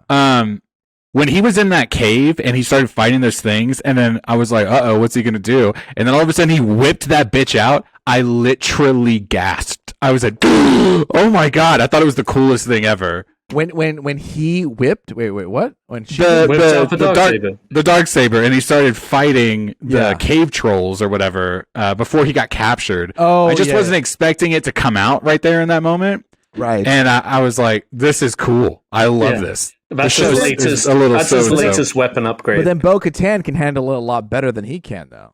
Yeah. I was like, he's gonna give it to her. He's not gonna hold that thing forever. But you can't give it to somebody. You have to kill the person who has the saber to take it. Is that how that? It's like a wand from Harry Potter. That's how you take ownership. And Bo-Katan never killed somebody for the saber. It has to be one in combat. So hang on a second. How did the Mandalorian get it? Because he killed Gus Fring. I thought he. He didn't kill him though. Who's Moss? Yeah, right. I thought he only defeated him. What's Gus's name in the Star Wars show? Beat him in combat. You're right. Darth Gus. Mos Eisley. Right? No, that's a place. Nope, sorry. That's the cantina, the famous cantina. The Gus from Breaking Bad Mandolin. Have you not seen those memes where like the mailman brings mails people their Darksabers? Like, I'm sorry, it has to end this way. No. Insinuating that they killed the mailman. Oh. Moff Gideon. I knew Moff Gideon. There you go. Moff. I knew it was M something. Sorry. Yeah, he says that something about Moff Gideon's been thrown into like some labor camp. Yeah. Well, maybe he got defeated in combat. He wasn't killed, but yeah, he got defeated in combat, and that's the thing. You guys know the lore. I'm just trying to learn. I want to make a supercut of Clone Wars for you. The hits of the hits. I just wouldn't, If I paid you $150 to watch it. Oh, please don't. What if I sent you $300? Because you still wouldn't. It's so unfair to you. Okay, $500. Okay, all right. And you're going to do all the work and throw it together for me? Okay. And I will fly over and we'll sit and I'll hold your hand and we'll watch everything. Oh, we can like kick our feet while we watch? Yeah. Gil, are you watching? You see that point? What happened? It's so good. I will maintain that Clone Wars is like some of the best Star Wars content amongst all of them. I'm breaking up here, but dude, I had this idea last night as I was watching this. Okay, think about this. Original trilogy. I'm talking about the Skywalker saga. Original trilogy. Prequel trilogy happens before the original trilogy. What do you do next? You do a trilogy inside those movies called the Clone Wars. In my mind, I think the Clone Wars is the true third sequel to Star Wars. Because that feels like a true Skywalker saga when you have Anakin and Ahsoka and you have this full, Journey. Yeah. Miguel, you haven't seen It's not me. It's not me. Don't listen to me, baby. That's a great idea. Number one. I think I will pay you $500 and we'll watch this. No, I mean, yeah, it just feels like there's a lot of stuff missing so far this season. But if let me ask you this question, okay? I tagged y'all in this post on Instagram today. I'm going to reference it very briefly. The whales sound, yeah. So those are space whales, right? Yeah, yeah. Like, so when they're going, they're space traveling. What's that called? Zooming. And they're in the hyperspace lane, yeah. And he's asleep, and Grogu is looking out the window, and he sees some shadows in the blue. Explain. So I thought it was the Zillow Beast. It is not. Apparently, they are called the Purrgil, which are bluish purple space whales that can travel through hyperspace without any need for technology. It's this unique ability of theirs that actually inspired the invention of hyperdrives in the first place. Typically, these creatures travel in groups, which makes them even more impressive, yet also intimidating to behold. Regular-sized Purrgil are roughly the size of a starship, but a few subspecies are known to grow significantly larger, even reaching half the length of an Imperial-class Star Destroyer. What the fuck? That's the most beautiful thing I've ever heard. You're telling me these space whales... I'm getting choked up just reiterating what you just said. I'm so surprised how affected you are by this, Miguel, to be honest. Space whales... Well, it's because I thought what I was looking at initially, especially when I was watching it on my phone this morning, I thought it was just spaceships. Like, I just thought, oh, that's kind of cool. They're seeing other, like...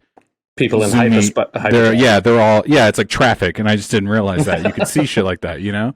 Yeah. But now you're telling me that this is like a living, breathing creature, and it's like traveling on its own, and then you're telling me it inspired people to like go find into hyperspace, to figure out hyperdrives or whatever. Yeah, I mean, I wasn't aware of this. Nature. Apparently, that's they beautiful. said it is, and actually, it was like one of the moments I actually enjoyed in these first few episodes. It's like when everybody shuts up for a minute. It is so beautiful. We're seeing through the eyes of Grogu, Baby Yoda. And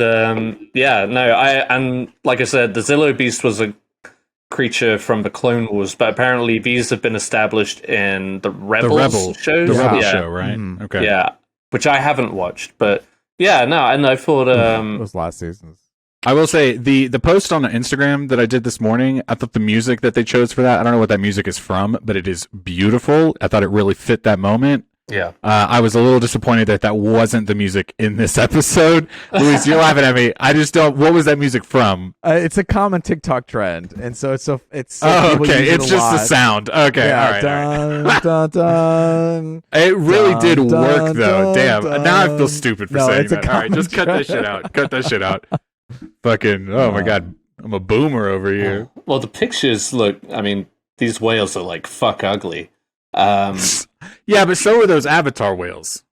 No, those are beautiful, man. Why are you trying to stir me up? But it was like a moment like that, so it'd be cool if we get to see one up close. And they're not all that ugly, Ed. Come on. Wait, which picture did you pull up? I've got one with crooked ass teeth. Yeah. Oh yeah, that one. That one does look pretty bad. Yeah. We'll have to post that. We'll have to share that picture. Yeah, fuck ugly. But no, it would be. It's cool that they're exploring that galaxy a little more, or the galaxy. You know, just like creatures. And I thought that the glimpse of that, the underwater creature on Mandalore. Ooh. I'm guessing the whole build up to that was Bo-Katan didn't believe it was real, but it was real. Yeah. But yeah, that scene underwater, a little creepy. And there's underwater scenes where you can't see shit around you. There's always a bigger fish, said Qui-Gon Jinn. I think it's the whole situation where the first Mandalore defeated it, obviously, and when they defeated it, they created the skull. That is not the sigil. And so it's come again for a second era of the Mandalore. So its return is kind of signifying that there's a return of new leadership of a new era of Mandalore. Who could it be? I mean, I'm sure the story is going to lead that towards Din Djarin, a.k.a. the Mandalorian. Coldplay. that he'll go in and possibly, because there's a moment when, Bo-Katan's kind of saying, oh yeah, these people, we always did this ritual. We always did it just to like show off. It didn't mean anything. And Mandalorian asks him like, oh, what happened to your father? He's like, oh, he died protecting the city. And he looks at her and he says, this is the way. And she's kind of like taken aback by that. And she's like, you know what? Wow, like this person who is so religious and ritual, he takes it so seriously. And you know what? Me as Bo-Katan, I kind of respect that, and I take that seriously too, because fuck yeah, I'm here protecting my people, and in some way, you and me are connected in some way. We both want to protect Mandalore, and for that, fuck yeah. If there's this core belief within, not with all Mandalorians, and maybe it's like the military side of Mandalore, that they wear these helmets, like the warriors, as it were. Like, how do you have sex? How do you reproduce? So you have to. So this you got to keep that on the whole time. No. This is the thing you have to understand is that there are different groups and sects of Mandalore, and so like Bo-Katan is not a part of. Right, she's not a part. And in fact, these there's zealots who are kind of a smaller group that are smaller. The Children and of the Watch longer. Or whatever. Yeah. And so Bo-Katan, she was a group, like there were like modernists, and there were other sects who fought against her, and other people who have different beliefs. And so Mandalorians were constantly fighting each other, and there was no one to really unify them during Bo-Katan's era. And she was supposed to be, she's from royalty, and that's what she was predestined to do, and she wasn't really able to do.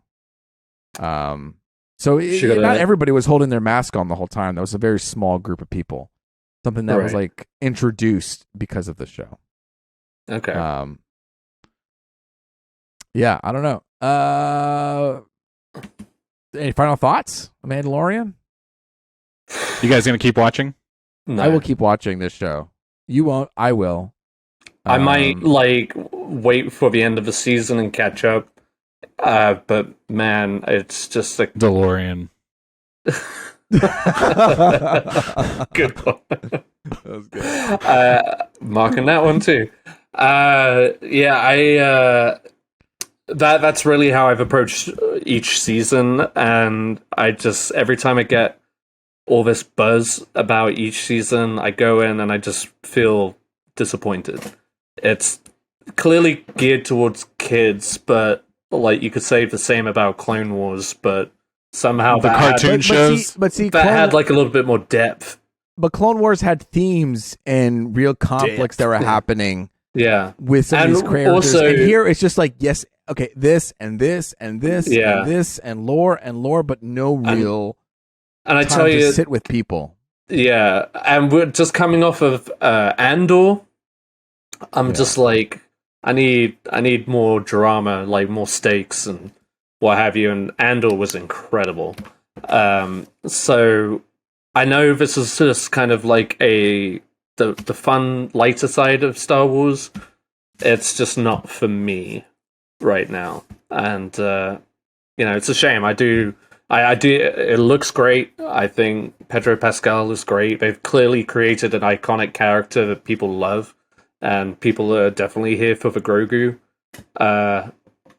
like our dear Luis. And it's just it just hasn't landed with me, and I don't know. You know what I think is crazy? Just real quick about Pedro Pascal is I can't believe that it seems like this is the time, like I guess because Last of Us is coming out right now, that people are really like, oh fuck yeah, Pedro Pascal. But he's been around for like a hot minute doing really good work, and it's odd that it's odd that we're just now in this like Pedro Pascal really exploded him. I guess that was like the last step he really needed. The last one, for that stardom. But I mean, like obviously, because Mandalorian, you don't see him. I guess it's a very monotone character. It's not. Well, he was in Game of Thrones. He was in Narcos. Game of Thrones was what, like, he was in Wonder Woman. Yeah, exactly. Yeah, and then like Jon Favreau had the great idea of putting a helmet on him for. Hey, you know what though? I like that. This has to have been said before. but I really do feel like he sells that character even Yes. with that mask on. Like, 1000. dude, the way he turns his head and shit, you're just like, that sounded so dumb what I just said, but No, he the really does. He physicality. just very minute movements, and you're like, I really feel what you fucking said right now, Pedro Pascal. Yeah. So you said it with your eyes, your little T eyes.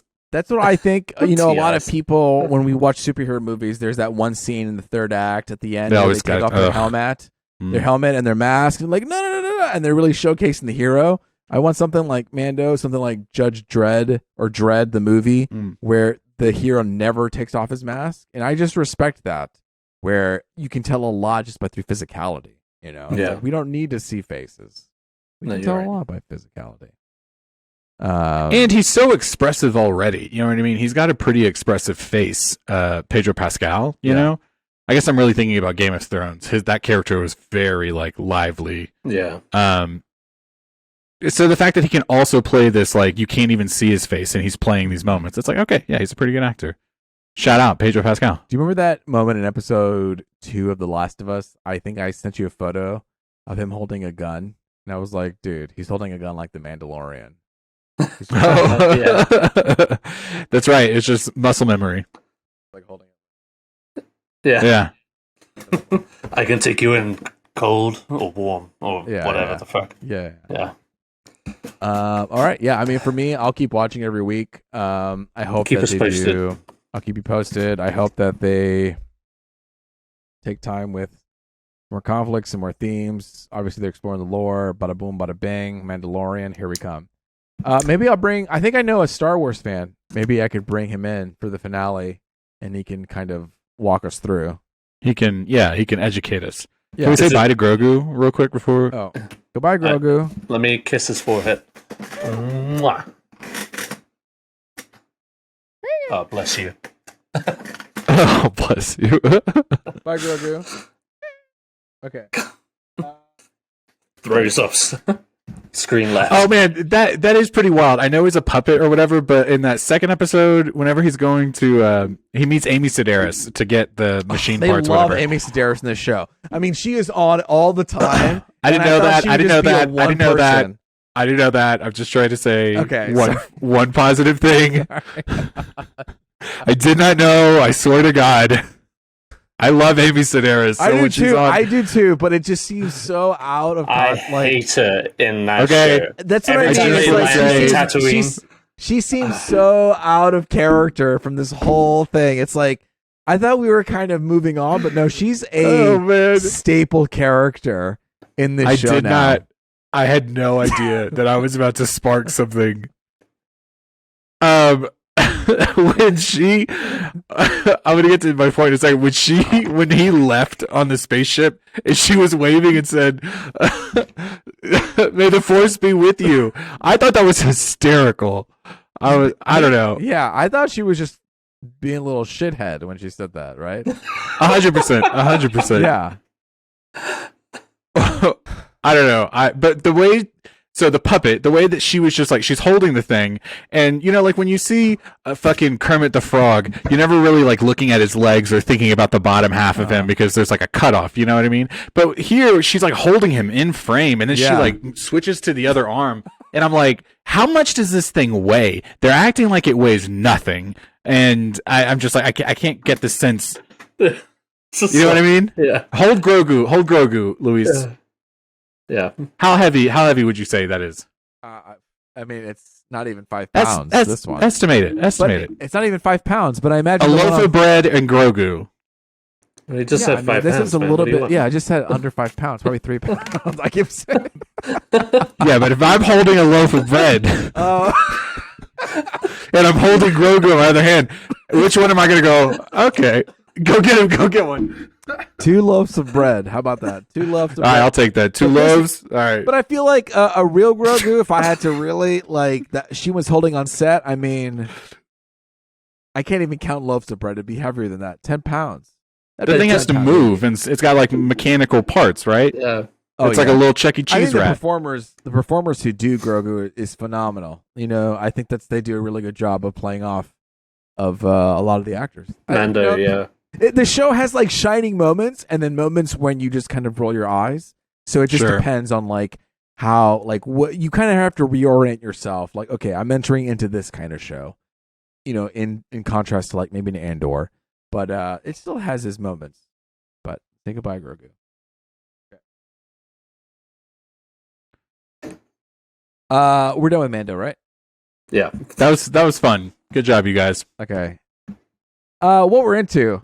This is the part of the show where we inevitably talk about The Last of Us, and we can never escape it. Oh no! I actually, I had these notes written down, but I wrote something else.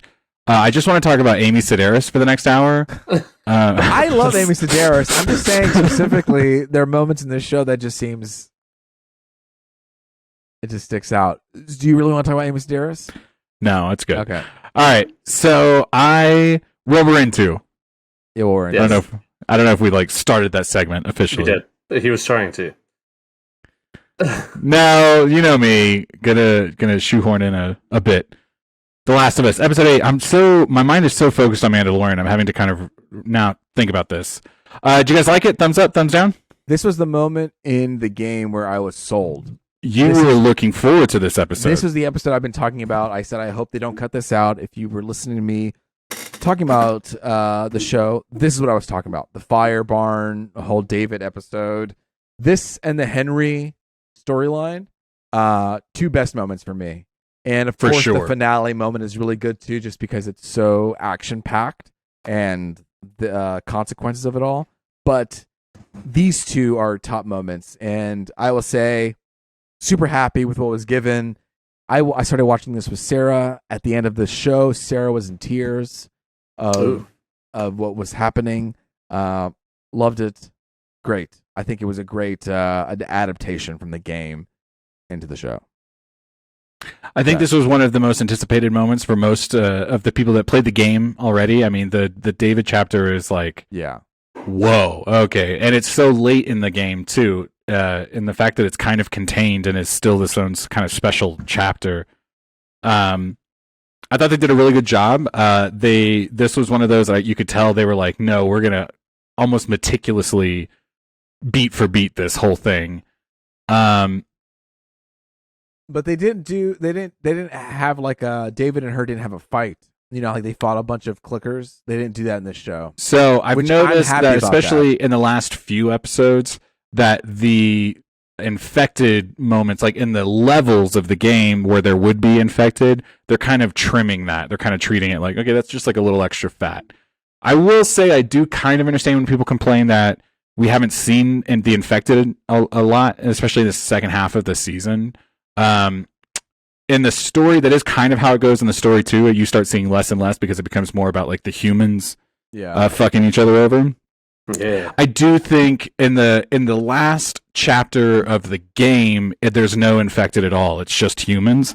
I think, if I'm just taking a guess here, they'll probably inject some infected in this last episode. Yeah, absolutely. Yeah. To give kind of that last, because if you think about it, just while we're on this topic, if you think about it, there was obviously the first couple of episodes were really super infected heavy. The third one wasn't. We got a super infected heavy episode a couple episodes later in episode 5. The Kathleen, the wrap up of the ground. Yeah, and then and the clickers too. The clickers in the museum in the second episode, I think. So we've had a lot of like first half of the season infected moments. So I feel like they're going to end on a you at least have something kind of big at the end. Otherwise, I feel like some people might be a little disappointed by that. Agreed. But that's just looking ahead. This episode, David, Ed, you didn't play the game. What did you think about this? Just like first general thoughts. I thought it was really good. I was really. They do a really good job at kind of, I guess, mischaracterizing the David. I guess really, dude. It really kind of pulls you in, and I mean, it's throughout the show you do get this feeling like as they go from place to place, people to people, you don't want to trust anything or anyone, especially people. And you come across like a hyper religious guy who's using a lot of parallels with calling himself the shepherd and stuff like that. You're like, red light. I wanted to, sorry, just to real quick while I'm thinking about it, I texted you guys a couple days and said I had a little tidbit I wanted to share. This is the tidbit. I didn't realize this. Luis, you played the game. But I think it was in one of the episode discussions, one of the subreddits, one of the mods, Sticky to Video, that was like there was a ton of dialogue that wasn't used in the original game, but they were very heavily implying in the original take of the game that he was like a religious cult leader, and then they trimmed that down for the game itself, and then decided to use that as lore or whatever for his character in the TV show. And I thought that was interesting that they were like, oh, you know what, there was something we didn't really just go down that route, and when they brought it back for this one. That's so cool. He wasn't originally a religious like cult in the game. He was in the game, yeah. Wait, in the game. In the game, he was not originally a religious cult leader. Okay. That was like a thrown away plot line, and then they decided to bring that back for the TV show. That's what I was trying to say. Worked. Well, I think it works though. There's like there's like a build up. That next level. Yeah, like you see that obviously they're mourning the loss of that girl's dad, and then it's they're implications of what's going on, but then as you go along it just gets more and more fucked up. That's exactly it. Yeah, the reveal, I mean, the slow peeling back of what actually is going on in that group is really shocking. Like by the end of it you're just like, oh fuck me, like how did you kind of get a sense of that in the beginning of what was going on, or did you kind of like with Ellie kind of figure it out at the same time? I was kind of figuring it out the same as Ellie. Like, I kind of took it at face value at the beginning. I was just like, okay, he's just like a weirdo, and these guys are desperate, just like everybody else that they stumble across. They're just trying to get food. Maybe he is just like a reasonable guy who's just like, we really do need this deer. Yeah, you can have the medicine. But and then like when they go back out hunting for them, you still think like, okay, I mean, they're just kind of doing what we've seen before. It's just like, trying to get retribution, trying to take these characters out. And maybe he did feel sorry for Ellie, her being a child. Nope. Got real, yeah, they played it so well, and like real kudos to the actor of David. And obviously his partner was the guy who did the voice of Joel in the game, right? Yeah. Gets a good old hatchet in the throat or whatever. So cleaver, sorry. So yeah, no, it was very effective. I was very on board with it, and by the time as it was unraveling, I was just like glued to the screen. Exactly. So I felt the same way when I was playing the game too, because I got introduced and they're super nice. And I'm ready to I'll help you. I'll give you the antibiotics. We'll wait here. And then when you have that moment where he says, put the gun down or whatever, and he's behind Ellie pointing the gun at her, you realize, oh shit, I fucked up. And it translated perfectly 1-to-1. In the game, also, sorry, Scott Shepherd is the guy who plays David. Shout out. In the game, Luis mentioned a second ago, before his like henchman or whatever comes back with the medicine, they have this whole portion of the level where they're being like chased by infected, and they have to team up together to shoot them and kill them, and it builds a little bit of trust between the two of them, and so that was lacking a little bit in this episode. But I mean, yeah, you're right, it was really good. He's very creepy, very evil. I was going to say something. Luis, tell us about what you were really looking forward to in this episode. I was really looking forward to Ellie just kind of taking ownership and taking on David without Joel. And I think it's something about that, going through that, was able to bring Joel and Ellie even closer. Because at the end of it all, when she kind of goes through this very traumatic experience, when she almost was pushed to this very vulnerable and raw place, and she has to claw and fight her way out of it without Joel, and she's just fucking just destroying him and going crazy. when the moment when Joel grabs her from behind and says, it's me, all of that accumulates perfectly into a place where these two need each other. Mm-hmm. And I think their time apart really brought them together. And I think the traumatic experience apart is what draws me into the show, because Ellie really is trying to save Joel. She's doing the antibiotics. Joel is fighting literally on small strength, killing these people, trying to get to Ellie. And Ellie is fighting and surviving, and they are surviving. But really, at the end of it all, they need each other. And so throughout this whole journey, they've been like separate, and she's just been cargo to him. And now they're finally this kind of father and daughter situation. And he calls her baby girl at the end of all of that. Calls her baby girl, exactly. And it's through this vulnerability, through this really traumatic experience, that they're able to kind of unify together, unfortunately through a tragic experience. But I don't know. I think something about it's just very, it's just very, I don't know. It's very effective. And Joe's gone through a lot. Ellie's gone through a lot. This is just the moment. It's very traumatic for Ellie, but this is the moment that her character just is forced to grow up. She goes, especially in the game more so, she's super bratty and annoying through like the first 2/3 of the game.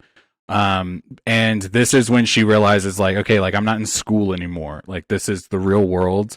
And I have to, you're right. Without Joel, like, I have to be able to protect myself. And I think especially in the second game, this was like one of the first moments that really kind of hardens the character of Ellie, and the character we see that we'll probably see in season 2 will be very much at that point because of this moment in season 1.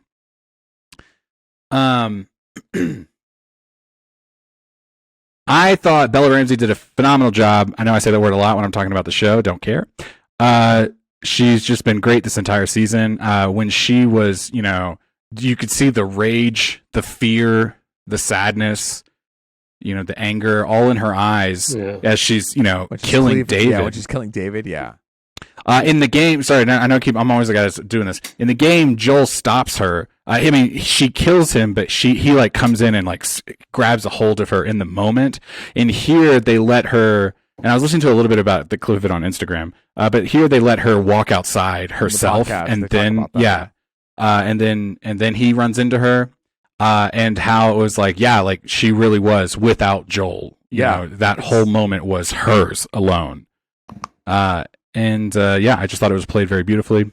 I think it's stuff like that translates really well from the game to the TV. Like, you can really enjoy the game for what it is, showcasing all these gaming elements to its advantage. So, Ed, if you love the story and you want to explore it, you have an opportunity to play the game and learn more things about about this story, to experience more things about this story, the way that we're experiencing new things about this story after playing the game. Like, you have this wonderful opportunity to just say, hey, I've seen Last of Us.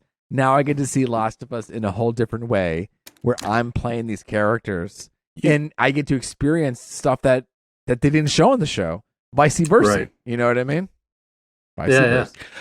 I just think this game, I think, would be a hard sell for Ed in some areas.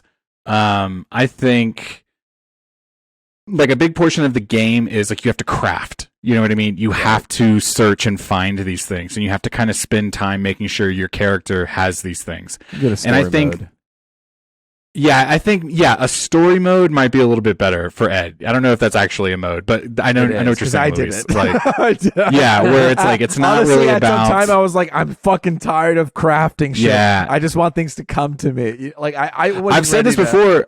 I'm playing the part 2 now, and now that I've played part 2 so many times, I've unlocked all these cheats, and so now I'm just playing it with all these cheats on, because it's like, fuck it, who cares? And then it saves so much time. I can go straight through levels because I don't have to dig around, like, where's the fucking cloth and the alcohol? To build the but the story itself is really good, and to Luis's point, there is more to it. You get to kind of discover.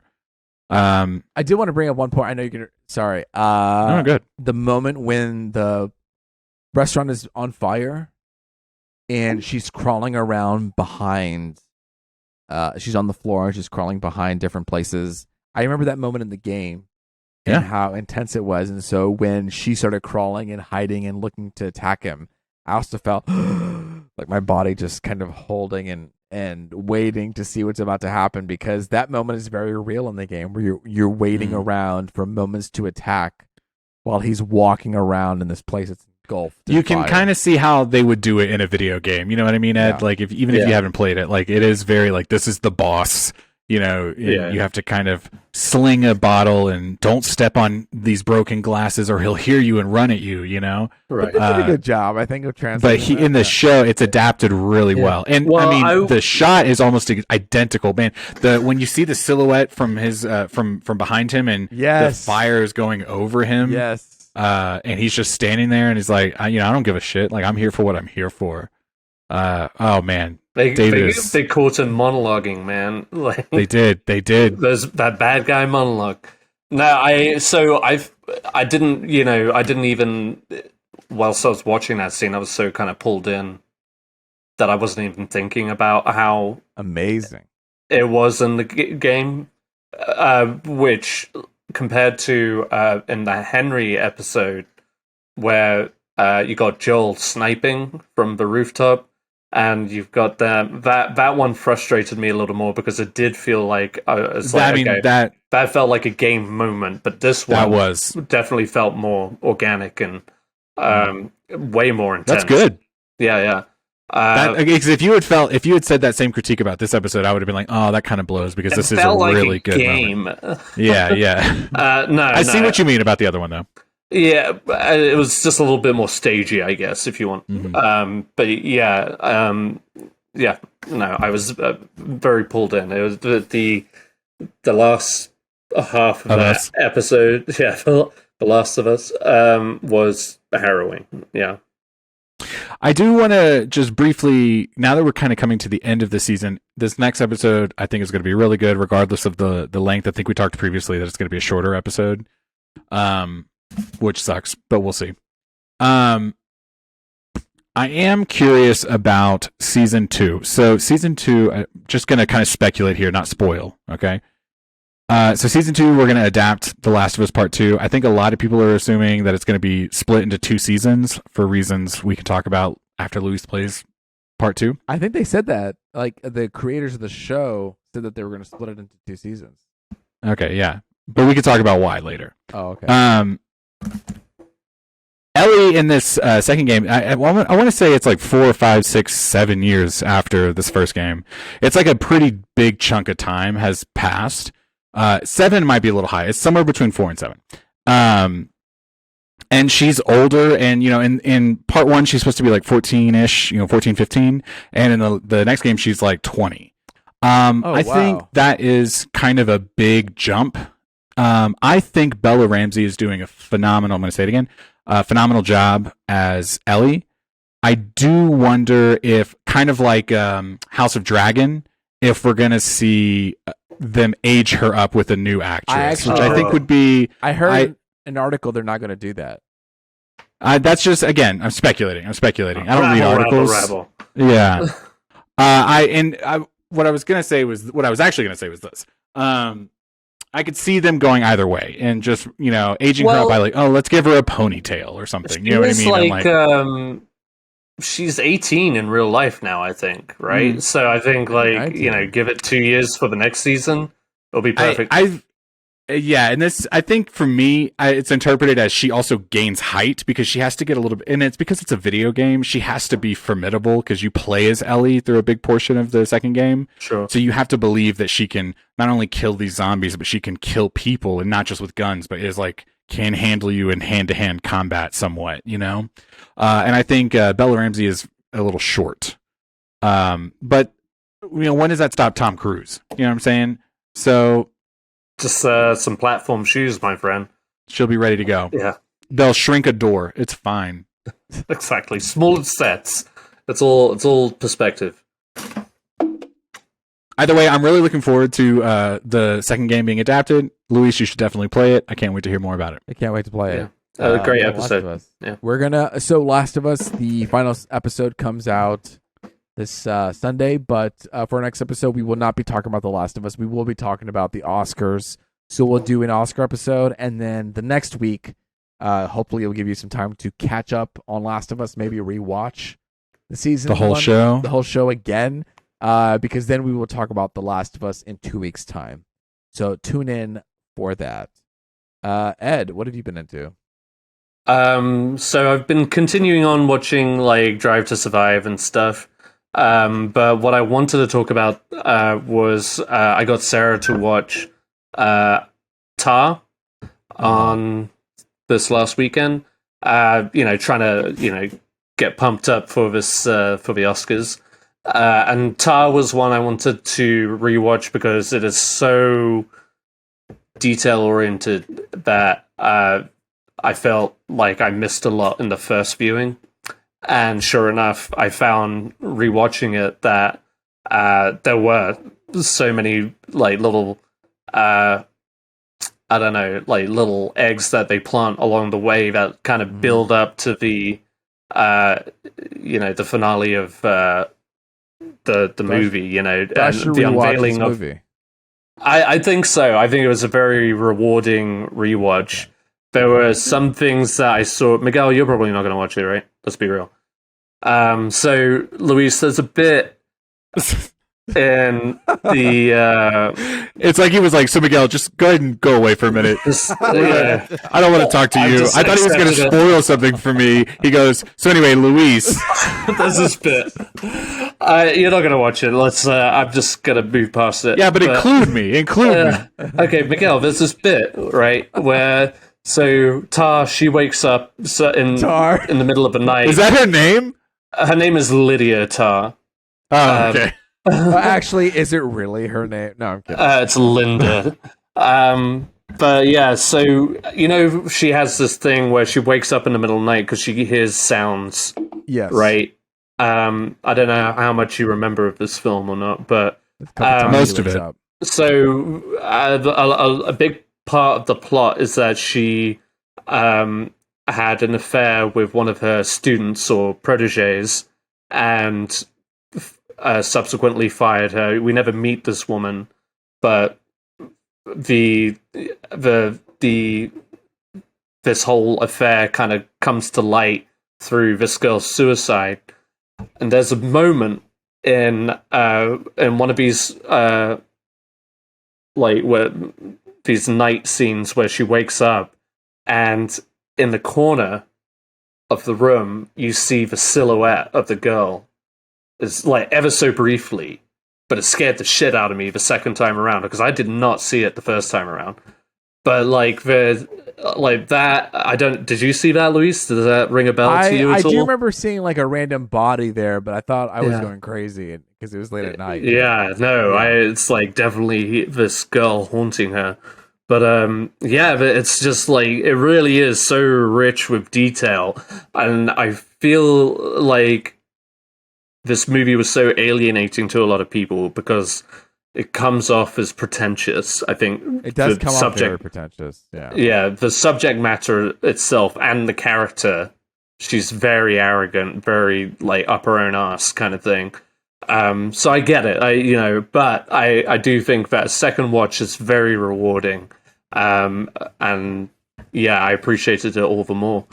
I'm still, rooting for Michelle Yeoh to take Best Actress, but it's just, you could not be mad if Cate Blanchett walked away with Best Actress on Sunday.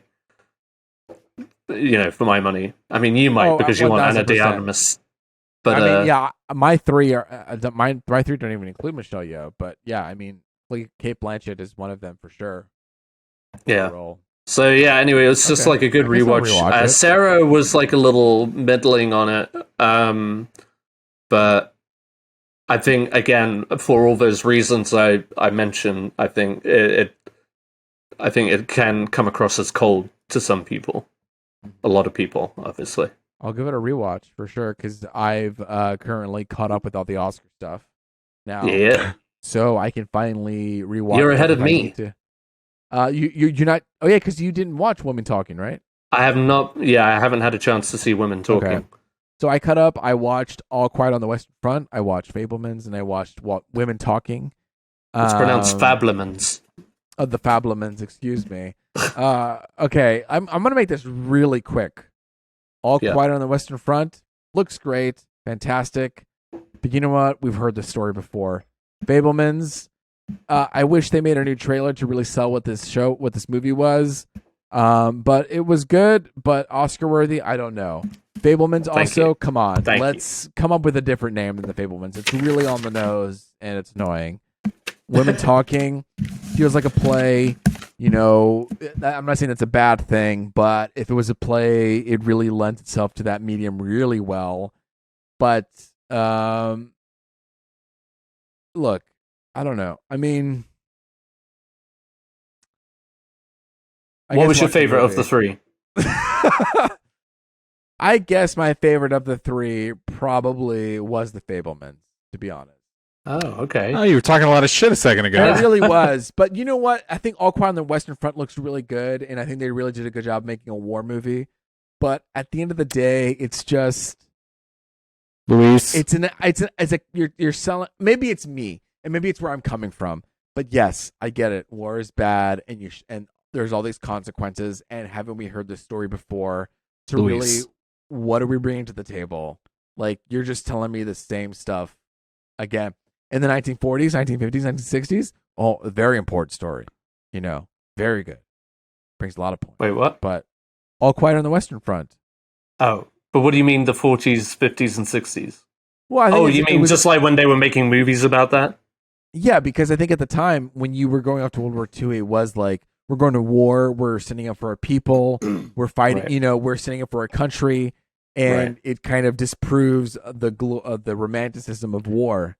But I think in this time, in 2023, we don't need to be sold that war is bad. That war is bad. I guess it's more of like there was such a pointlessness to World War One, which is obviously what the book is about, and we're also living a pointless war right now, which is why I think this movie is getting so much praise. But I kind of agree with you that I thought like it's a very well made movie, and it definitely has some intense moments, but it's no Saving Private Ryan, right, Miguel?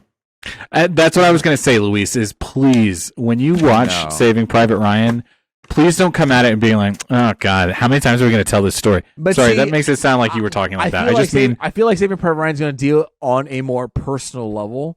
Yes. Like dealing with people. And this felt so like huge with, I don't know. I just don't want you to go into Saving Private Ryan going, ugh, here we go again, another war movie. You know what I mean? No, I did come out of this movie saying, man, I guess I don't like the war movie genre. Yeah. Maybe that's not for you. But I think this movie also was just on this concept of, isn't war bad? And it's like, yeah, we all know war is bad. And I feel like Saving Private Ryan isn't just about war, it's about people, and it's about more personal relationships. That's why I can get behind it more comparatively to maybe this movie. Yeah, this one was more of like a and this definitely isn't like the first time it's been made into a movie. I think it's like the third or fourth time. Yeah. And it is an anti-war movie, especially on World War One, which is also becoming the forgotten war, because it was over nothing. It was like as pointless as it is portrayed in the movie. Like, there's never any ground gained. There's nothing gained from World War One aside from like generations of men being killed off, and that's it. And that's because like by the end of it, by the last charge in that movie, I was just like, fuck me again. Like, exactly. You're like, and you kind of know where it's going. You're like, yeah, this is bad. Of course, we should have done this. And I was like a little frustrated with it too. And I guess maybe that was the point. But no, to your point, I do get that. Like, it's not, you don't feel personally connected. It is just a perspective of from that other side. But yeah. Anyway, I'm glad you caught up. You've overtaken me. Bravo. Well, you know what? I haven't seen Living. I haven't seen Causeway. I haven't seen the other one, like Sunrise. What? No. Seen, After Sun. Yeah. After Sun. I haven't seen After Sun, so I haven't seen all the other actor roles. Right. Movies, but I'm thinking about, should I see Causeway? Should I see all these other ones? I want to see Living. You watched it, but it's pretty good.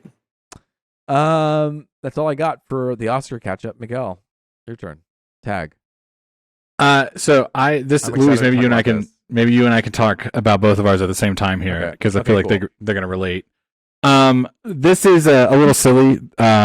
Just a little bit of build up to it. I previously mentioned, maybe not on the podcast, that I'm doing this D&D thing. My brother-in-law and his friends are doing a D&D campaign, and they were kind enough to ask me to join. And I don't know anything about D&D, but I'm kind of trying to branch out of my comfort zone a little bit and try something different. Again, Luis, I thought you had already done this. So I was looking forward to telling you, hey, I'm doing this thing, and maybe you can hold my hand through it. But anyway, so one of the things that I was getting really pestered about was you have to create this backstory for your character. And I was like, oh, okay, I don't even really understand the mechanics of the game yet, but sure, I'll go ahead and try to figure something out. And I put it off. And then one day I remembered, oh yeah, GPT is a thing, and it's really hot right now. I'm just going to log in. I've never even seen it work before. I'm just going to log in and see what it'll give me. And I asked it to write me a backstory for my D&D character, Valrakis the Wise, a wizard. And I hit enter, not expecting anything at all, or expecting just pure gibberish. And it spat out in about 3 seconds like 8 paragraphs of a backstory for this character that I had made up. And it was so good that I sent it into the group, and I told them, hey, I had an AI write this, but this is what I'm doing. And the guy said, you can't do AI ever again, but we're absolutely keeping this because it was so good. Oh, your D&D team said that? Yeah, they were like, okay, you can't do that again, but this is good. You can lock this down. And I was like, yes, because I was like, I don't know where to even begin with creating a backstory for a character in a D&D campaign. And I just kept playing around with it, and I would just throw it different examples, and I was surprised at how quickly it would tell you a story or a joke, or it would tell you in one breath, oh, I'm an AI and I can't break the rule and do that. And I would hit refresh and it would be like, okay, well, here you go. Blah. And I was just like, it's a pretty interesting, I guess Microsoft owns it or something like that. I don't know the whole. I think Microsoft is trying to, I don't know if Microsoft owns it, actually. That's the thing, is I don't really know. AI is bad, I'm sure. AI is going to kill us all. But for right now, good God, it's silly fun. There was a lot of talk about like college kids having it write their essays and shit like that, and so it was this like big discussion on is it ethical or this and that. But I was just on my phone typing in random suggestions for it to do. I mean, I could even. I won't read them all to you. I really have a question about this, is because I wanted to sign up with ChatGPT, and I really want to experiment with this AI text conversational thing. I immediately stopped when it asked me for a login, and it didn't give me a Gmail option, because every time I log in, I expect there to be a Gmail option. Yeah, dude, Google. I just went there. Maybe it's because it's remembering my account or something. But also, do you have to give your phone number to ChatGPT? I don't think so, because really? I would have hesitated on my phone number, I think. That's what I'm afraid of. Okay, you know what? This is happening. I'm gonna sign up for it right now. How about that? You go on with the show. I'm gonna log in. I guess it didn't save my chats, but I'm trying to remember. So obviously, like, I had him create I said him just now, like I just gendered the AI. My bad. I did it again. ChatGPT, it did my fucking D&D campaign. I asked it, it's some dumb shit, like a conversation between a conversation between like Batman and Mussolini or something, and it'll give you dialogue between the two of them having a conversation. You ask you to tell me a joke or a scary story or something like that, and it just like spits these things out with like pretty minimal errors, you know what I mean, like where you can tell like, oh, this is nonsense, you know what I mean. For the most part, it sounds pretty good. I'll do one right now. In fact, Ed, give me we'll fucking Mad Lib this shit. I can continue. Ed, give me a noun. A noun, a person, place, or thing. Ed. Yeah, a donkey. Look, thank you. I was like, look around the room. Donkey. Donkey goes. Donkey goes to where, Luis? Donkey goes to the zoo. That's okay, dumb. hell. All right. Go to hell. Go to hell. I'm sorry. I was signing up for sorry, ChatGPT, and you know what?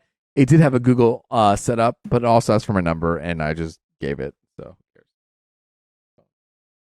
Oh my god! Now it's being lame. Sometimes it would be like, I changed it. I changed it to donkey goes to space, and it started to be factual at first. It was like, well, it's unlikely that a donkey would ever go into space in reality, but here's a fun concept I thought of, blah, blah, blah, blah, blah. And then it starts telling you, okay, all right, here's the idea of a donkey going to space. And it just spits out all this information that's, silly nonsense. Oh, look, now it's going to save it. But you can just play around with it. I was thinking, you know what, because I like to make up stories for my kid at bedtime, and I'll just kind of like spit out some BS. Now, if I'm feeling lazy or hungover, I'm just going to type into ChatGPT, hey, write my kid a story for bedtime. And boom, I'm going to be dad of the year again. Or the AI will be dad of the year, and then you'll be... No, me. Miguel, what was your... what did you input when you were talking to ChatGPT? What do you mean? You said, tell me who Vicaris is, your sorcerer? What did you say? Oh, I said, I saved it. I said basically something like, write me a backstory for my D&D character, Valrakis the Wise, and in parentheses I put a wizard. And I hit enter, and then it just went, bleh, here you go. Valrakis was a fucking wizard in the fucking this century who fucking yada yada yada yada. You know what I mean? Oh wow! This is a thrilling conversation, but I just want to point out it's happening people right now. Go to these AIs. You know what I mean? They're fun. They're silly. Well, before they start to murder us, have a little fun. No, I said I wrote the same thing. Wrote me a backstory of my D&D character, Valrakis the Wise, and he's spitting me out a whole story right now. There you go. He's like, oh, potions and shit. You know what I mean? Wow, this is pretty cool. I did the opposite. I did the art, the AI art thing where you kind of submit questions like, I'd like to see Robert Downey Jr. as Iron Man. I want to see Jason Momoa as Kratos. And you go through, what's it called? Oh, let me look it up online, actually. It's through Discord, actually. It's called Midjourney. So you go online to Midjourney, you sign up, and then they will give you an invite to Discord. Once you go to Discord, you then write a prompt that say, imagine Robert Downey Jr. as Batman in 2005. Or you can say, imagine champagne having dinner with a piece of cheese. Or imagine a bear walking across the street meeting President Obama. And it will make a picture of that. The only thing is you have 25 opportunities to do that. And then after that, you have to pay, I think, $10 a year subscription. I used all my free 25 chances. I already posted them on Instagram on Monday. So if you saw it, great. If you missed it, I'm sorry. I'm not paying $10 for the year. $10 again. But you got to input information. You also get to put like a picture of myself and say, hey, I'd like to see myself as Iron Man. I did do that, and it looks terrible. So it's kind of a hit or miss situation. Where, it did a really good job. It's learning. Well, in 5 years, it'll be better. But with Robert Downey Jr., I took a picture of Robert Downey Jr. I said, I want this picture as Iron Man. This picture as Batman. Then it spat out a picture. I said, I want this Jason Momoa as Kratos. Spat out a picture. It wasn't perfect, but you really need to input a lot of information for the machine to like. You are teaching it. Yeah. But it's not as private as ChatGPT where you ask it a question, it's just you in this one window, and you're responding with the AI art thing on Discord with Midjourney. You're in a Discord channel. You're like in an open chat group with everybody, and you're inputting information. So you're not only seeing your stuff, you're seeing everybody's stuff going through this chat. You're like in a huge group chat, and the AI is taking your information and creating content while other people are also feeding it the same thing in the same group chat. So you have to kind of keep up with it, or you'll miss your image because it'll just things keep moving and moving and moving so fast. But with ChatGPT, it's like it's just one-on-one. There's no one else and here. On ChatGPT, like if it spits me out a thing, it gives me an option to hit refresh, and it'll like try again. It'll be like, okay, you didn't like exactly what I did here. Yeah. Let me give you a totally different scenario based on those parameters. You can kind of do the same thing with a Midjourney as well, where if they spit you something and you don't like it, you can refresh it. However, my experience in the free trial that I had, there wasn't a huge contrast, but it did change it a bit. And once it spits out 4 images, and so you can choose to have variations of one of those images, or you can upscale one of those images to something that's like really high quality. But I just signed up with ChatGPT on this podcast, so now I can ask it anything I want. And I sent you the link too. I know you're sleeping. Yeah, I saw it. So remember when you told Ed to do research, and he was just like, "What is this?" And then Miguel was like, "Yeah, do research on it." My bad. Sometimes I'm snarky. But also just do it, you know? Yeah. It's fun. Get adventurous. When you go to bed tonight, before you go to bed, just type in a couple of dumb things that you can think of that don't go together and say, tell me a story about X and A. Okay. Did you come up with your own wizard name? So what happened was I signed up for this D&D website, and the name that I wrote down initially was just like my gamer tag, you know what I mean? It was just like McTastic. And then I saw that there was like a randomize button, and I like how Post Malone got his name, and I just hit random until I found one, because I was looking for one that just like that kind of rolled off the tongue or like swirled in the mouth a little bit, and Valakis sounded like Arrakis from Dune. Arrakis from Dune. And I said, oh, that feels very sci-fi. That feels very, you know, up your alley. Because you guys know how much I fucking loved Dune. And so yeah, that's where I landed on it. I'll keep you guys posted. In the next couple of weeks, we're going to start this campaign. We had like a 4-hour-long meeting the other day where we talked all about our backstories and stuff. And I was like, oh, cool. Like, I forgot. Like, this is going to take a while, you know? Are you ready? D&D is like weeks and weeks of work. Yeah, the guy that's leading it, he made this like kind of silly, goofy world. So it's not like ultra lore heavy and super serious D&D. Like, you have to be into this shit. So it's all a little fun. So I'm looking forward to it. Well, and that's me, you guys. I'm done. Let's see, what do I have? I'm watching Pokerface and Shrinking. Pokerface is great. If you're not watching Pokerface on Peacock, I forgot about that. Keep the last watching episode was great. With Joseph Gordon-Levitt.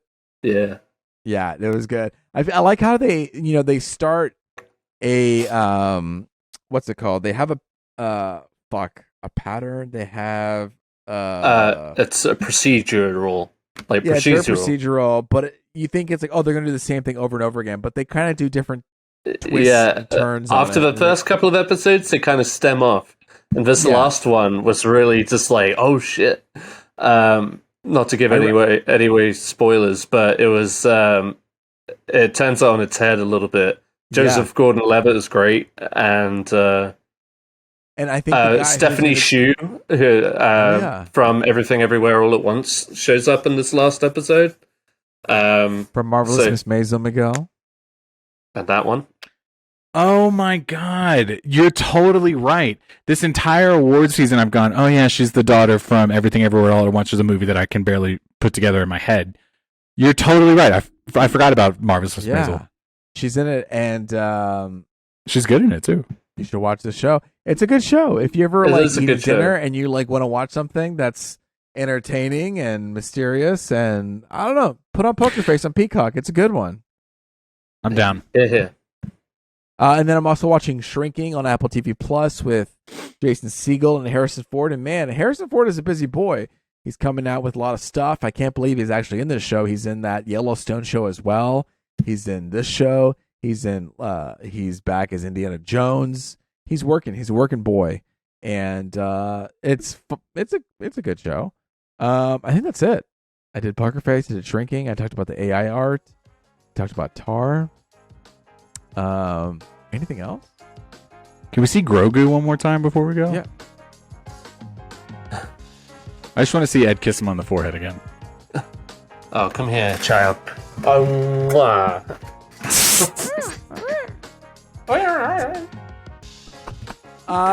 Listen, we're done. This is it. We're not going to hit the 2-hour mark. But thank you for listening to Punch Drunk Nerd.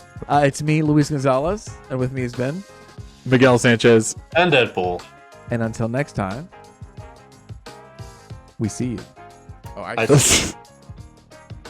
There it is. There it is.